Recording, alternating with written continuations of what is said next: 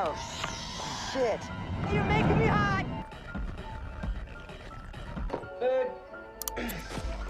When you're faced with this every day. Hello दोस्तों, तो आज की हमारी इस मूवी में हम लोग एक साइको किलर को देखेंगे जो कि अपने फेस पर एक स्नेक का मास्क लगाया करता था।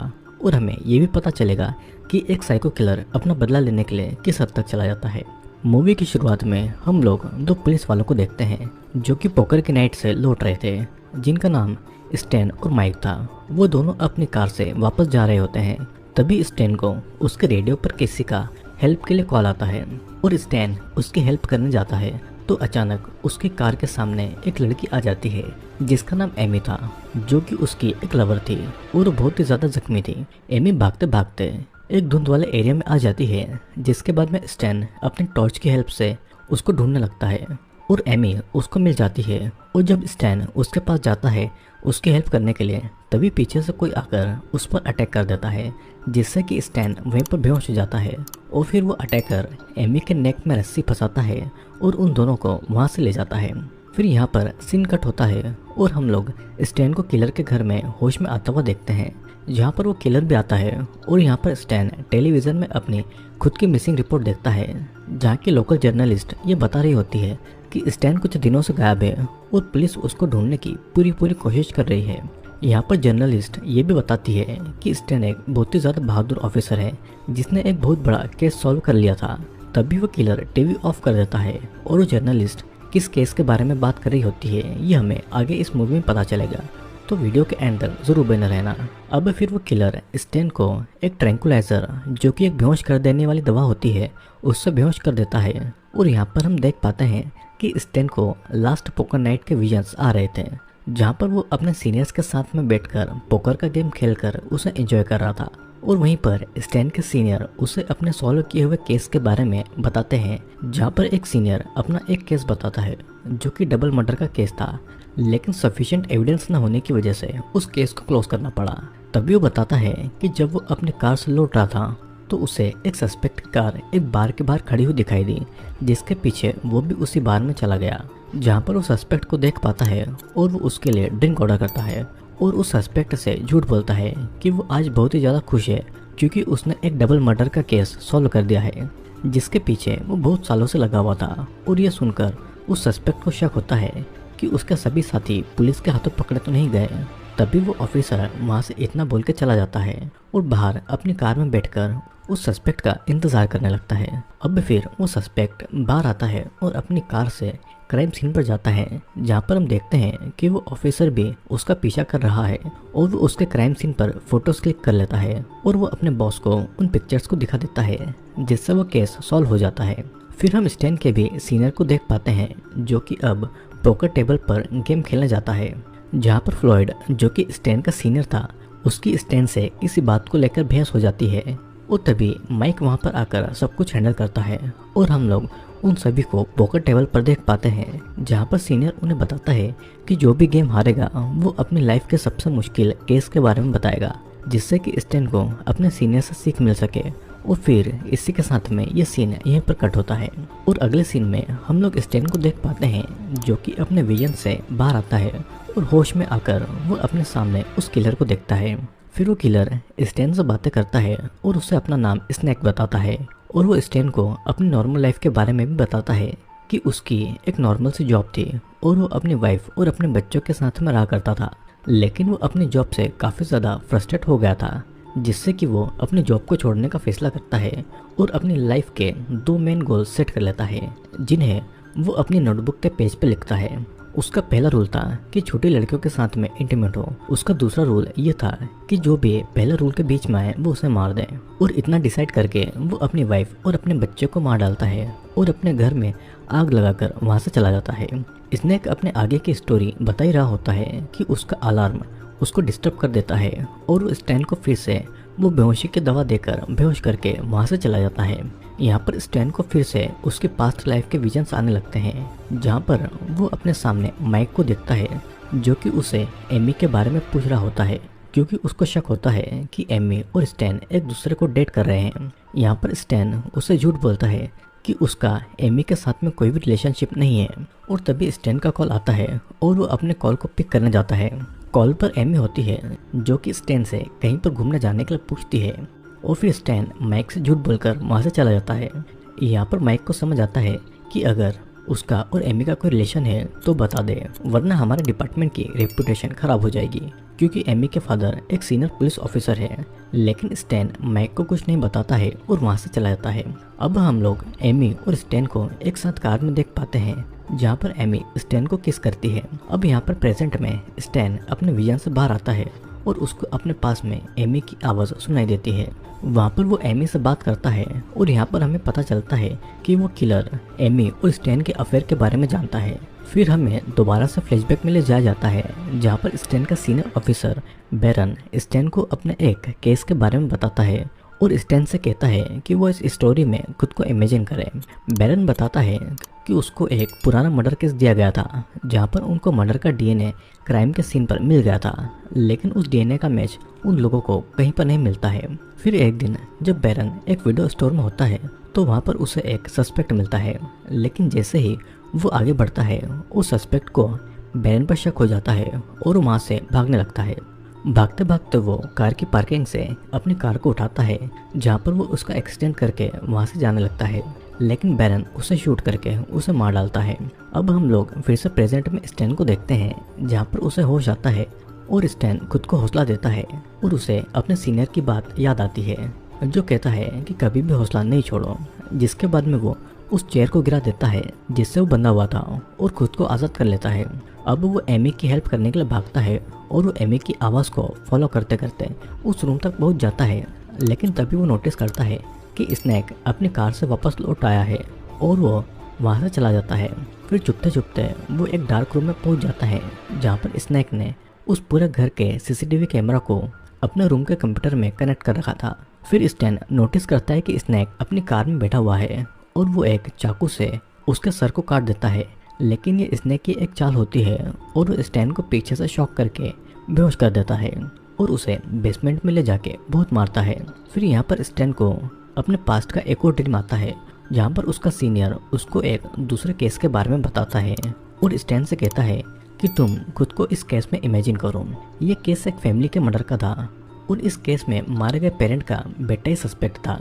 सभी पुलिस ऑफिसर इंटरोगेट करते हैं लेकिन उन्हें मर्डर के बारे में कोई जानकारी नहीं मिलती है। फिर वो सीनियर ऑफिसर उस लड़के को उसी घर में ले जाता है जहाँ पर उसने अपने पेरेंट को मारा था और जब वो लड़का अपने घर को देखता है तो उसे वो सब दोबारा से याद आने लगता है कि कैसे उसने अपने पेरेंट्स को मार डाला है और यहाँ पर वो अपने सारे गुनाहों को एक्सेप्ट कर लेता है। तभी वो ऑफिसर उससे पूछता है कि तुमने अपने पेरेंट्स को क्यों मारा, जिसके जवाब में वो लड़का उन्हें बताता है कि उसके पेरेंट्स उसे बहुत मारते थे और उसे सेक्सुअली अब्यूज भी करते थे, जिससे परेशान होकर उसने उन्हें मार दिया है। अब हम लोग प्रेजेंट टाइम में आते हैं जहाँ पर स्नैक ने स्टैन को एक दीवार में ग्लू से चिपकाया हुआ था और वो स्टैन को अपने आगे की स्टोरी बताता है कि जब उसने अपनी फैमिली को मार दिया था तो उसके बाद में उसको एक परफेक्ट किलर बनने के लिए एक मेंटर की ज़रूरत थी और उसे उसका मेंटर एक शॉप पे मिला जो कि स्नैक को किलिंग्स, किडनैपिंग जैसा सीरियस क्राइम्स करना सिखाता है। स्नैक और उसका मेंटर एक दिन एक छोटी बच्ची को किडनैप कर लेते हैं और उसका मेंटर स्नैक के सामने उस बच्ची को बुरी तरीके से मारता है ताकि स्नैक उससे सीख सके। इतना बताते हुए स्नैक अपनी स्टोरी का एंड करता है और स्टैन से एक क्वेश्चन पूछता है कि स्टैन ये सोचे कि उसने उससे ही अपना विक्टिम क्यों चुना है और उसे बेहोश करके वहाँ से चला जाता है। अब फिर स्नैक एमी को रूम में ले जाता है जहाँ पर वो उसे बोलता है कि मुझे अब तुम्हारी ज़रूरत नहीं है, तुम अपने डैड को कॉल करो और उनके साथ यहाँ से चले जाओ। स्नैक एमी को एक सेलफोन भी देता है और एमी अपने डैड को कॉल लगाती है और यहाँ पर हमें पता चलता है कि एमी के डैड स्टैन का सीनियर फ्लॉयड है जो कि अपनी बेटे की आवाज़ सुन के बहुत इमोशनल हो जाता है और तभी स्नैक एमी से फ़ोन ले लेता है और फ्लॉयड से बोलता है कि अगर उसको उसकी बेटी जिंदा वापस चाहिए तो उसे $10,000 लेके उसके बताए हुए एड्रेस पर आकर ले जाए और वो उसे वार्निंग भी देता है कि अगर उसने अपने साथी ऑफिसर्स को इस बारे में कुछ बताया तो वो उसकी बेटी को जान से मार डालेगा।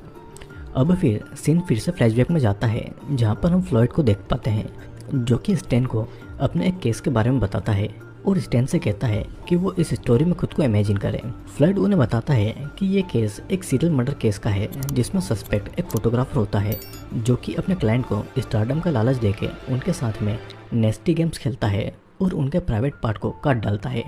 और जब वो फ्लॉयड का प्राइवेट पार्ट काटने वाला होता है तभी फ्लॉयड के साथी ऑफिसर्स उस फोटोग्राफर को शूट करके वहीं पर मार डालते हैं। अगेन सीन फिर से प्रेजेंट में आता है जहाँ पर हम एमी के डैड को देख पाते हैं जो कि स्नैक के बताए हुए एड्रेस पर पैसे लेकर पहुंच जाता है।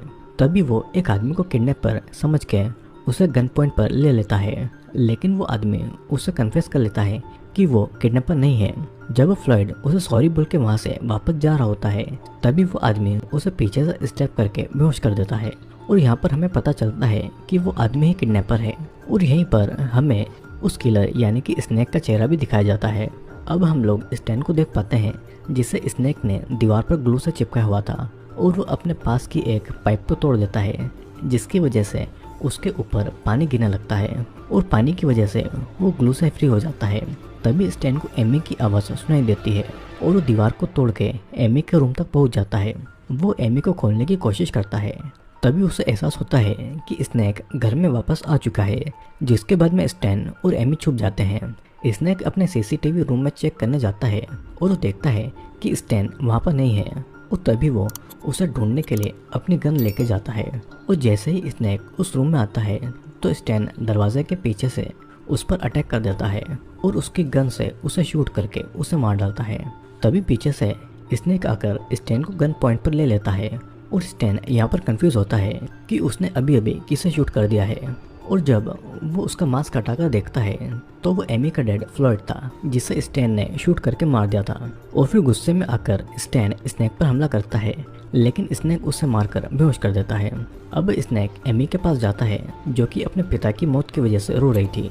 स्नैक उसे टच करता है, लेकिन एमी ने अपने पास एक नुकीली लकड़ी छुपाई हुई थी जैसे वो स्नैक पर अटैक कर देती है और उस लकड़ी को स्नैक के गले में घुसा देती है। गुस्से में आकर स्नैक एमी को भी मारकर बेहोश कर देता है और सीन यहीं पर कट होता है।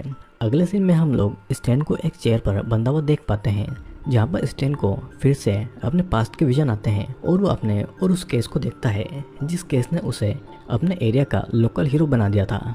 जैसा कि हम लोगों ने मूवी की स्टार्टिंग में देखा था, स्टैन अपने विजन में एक कार्गो यार्ड को इन्वेस्टिगेट कर रहा होता है और उस एरिया का पूरा व्यू लेने के लिए वो एक कंटेनर पर चढ़ जाता है ताकि ऊंचाई से वो उस एरिया को अच्छी तरीके से इन्वेस्टिगेट कर सके। ऊपर वो एक इलेक्ट्रिक लाइन को देखता है जो कि कंटेनर के अंदर जा रही थी। उसे देखने के लिए स्टैन उस कंटेनर के अंदर चला जाता है जहाँ पर उसे बहुत से लोगों की डेड बॉडीज पॉलीथीन में पैक्ड दिखाई देती है, जिन्हें देखकर वो बहुत डर जाता है। और तभी वो नोटिस करता है कि कोई और भी उस कंटेनर के अंदर आ रहा है और स्टैन उस किलर को शूट करके मार डालता है। सीन कट होता है और अगले सीन में हम लोग माइक को स्नैक के घर पर देख पाते हैं जो कि वहाँ पर इन्वेस्टिगेट करने आया था। स्नैक से पूछताछ करते समय माइक उसके गले में बैंडेज देखता है जिसको उसे स्नैक पर डाउट होता है और वो उससे ये कहता है कि मुझे तुम्हारे गले को चेक करना है। स्नैक उससे पूछता है कि क्या तुम अकेले हो, तो माइक उसे बताता है कि वो अकेला है और उसकी टीम कहीं दूसरी जगह पर इन्वेस्टिगेट कर रही है। इसके बाद में स्नैक उसे अंदर आने देता है और स्नैक मौका देखते हुए माइक को शूट करने के लिए आगे बढ़ता है, लेकिन माइक उसे एक पंच मारता है और उसको गोली मार देता है। फिर माइक स्नैक को हथकड़ी से बांध देता है और उस घर को इन्वेस्टिगेट करने लगता है। तभी वो उस घर में स्टैन को देखता है और उसकी हेल्प करने के लिए अपनी टीम को कॉल करने लगता है, लेकिन वहाँ पर नेटवर्क नहीं था तो इस वजह से वो कॉल नहीं लगा पाता है। और तभी पीछे से स्नैक आकर माइक के सर पर गोली मार के उसे मार डालता है और स्टैन को भी एक पंच मारकर बेहोश कर देता है।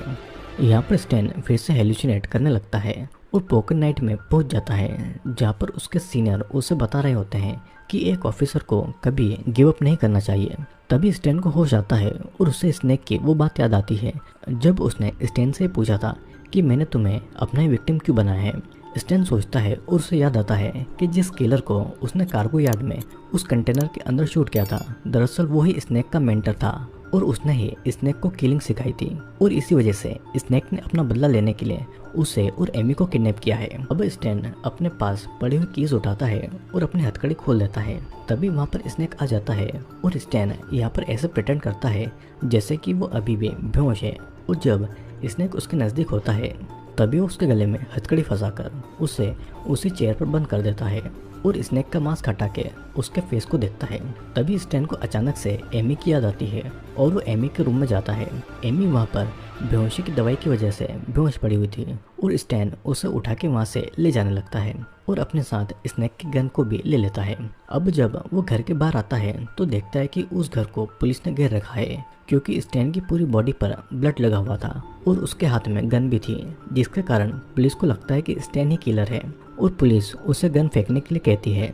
लेकिन स्नेक ने उस गन पर ग्लू लगा कर रखा हुआ था, जिसकी वजह से वो स्टैन के हाथ से नहीं छूटती है और पुलिस उसे गन नहीं छोड़ने की वजह से शूट कर देती है। सीन कट होता है और अगले सीन में हम लोग स्टैन को जेल में देख पाते हैं, जिसे एक लेडी ऑफिसर इन्वेस्टिगेट कर रही होती है और स्टैन उसे बताता है कि उसने किसी को भी नहीं मारा है। हमें यहाँ पर यह भी पता चलता है कि एमी बेहोशी की दवाई के ओवरडोज की वजह से पिछले 1 साल से कोमा में थी और जब उसे होश आता है तो पुलिस को सारी सच्चाई बताती है, जिसके बाद में स्टैन को आज़ाद कर दिया जाता है। आज़ाद होने के बाद में स्टैन उस किलर यानी कि स्नेक को ढूंढता है क्योंकि उसे अपना बदला लेना था। वो उसे ढूंढते ढूंढते एक घर में आ जाता है जहाँ पर वो एक छोटी बच्ची को चेयर पर बंधा हुआ देखता है। तभी वहाँ पर पीछे से एक स्नेक का मास्क पहने एक आदमी आता है, जिसे किलर समझकर स्टैन शूट कर देता है और जब वो उसका मास्क हटाता है तो वो स्नेक नहीं था। स्टैन ने किसी और को किलर समझकर दूसरी बार शूट करके मार दिया था, जिसके बाद में उसे बहुत ज़्यादा रिग्रेट होता है। और फिर हम लोग स्टैन को उसी पोकर टेबल पर देखते हैं जहाँ पर स्टैन अपने मन में कह रहा था कि वो स्नेक को कभी नहीं मार सकता है और ये मूवी यहीं पर एंड हो जाती है। तो दोस्तों, आज के हमारी इस मूवी में हम लोगों ने देखा कि एक मेंटली सिक आदमी किस तरीके से अपनी फैमिली को मार देता है और वो साइको किलर बन जाता है, जिसके बाद में वो बहुत सारी छोटी और मासूम बच्चियों को अपना शिकार बनाता है। और हमने ये भी देखा कि सीरियल किलर अपना बदला लेने के लिए दरिंदगी की किस हद तक पहुंच जाता है। तो आई होप दोस्तों आपको वीडियो ज़रूर पसंद आया होगा। वीडियो पसंद आया हो तो वीडियो को लाइक और चैनल को सब्सक्राइब करके ज़रूर जाना, क्योंकि मैं जल्दी ही आपके लिए एक और इंटरेस्टिंग वीडियो लेकर आने वाला हूँ।